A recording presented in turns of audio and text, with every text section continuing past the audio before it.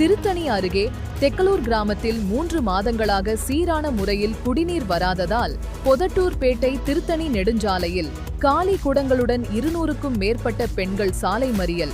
இதனால் 1 மணி நேரத்திற்கு மேலாக போக்குவரத்து பாதிப்பு. திருவள்ளூர் மாவட்டம் திருத்தணி அருகே தெக்கலூர் கிராமத்தில் 300க்கும் மேற்பட்ட குடும்பத்தினர் வசித்து வருகின்றனர்.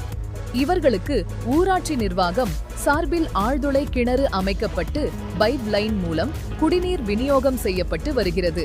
இந்த நிலையில் கடந்த 3 மாதங்களாக சீரான முறையில் கிராம மக்களுக்கு குடிநீர் வழங்காததால் பொதட்டூர்பேட்டை திருத்தணி மாநில நெடுஞ்சாலையில் 200க்கும் மேற்பட்ட பெண்கள் காலி குடங்களுடன் சாலையில் அமர்ந்து போராட்டத்தில் ஈடுபட்டு வருகின்றனர்.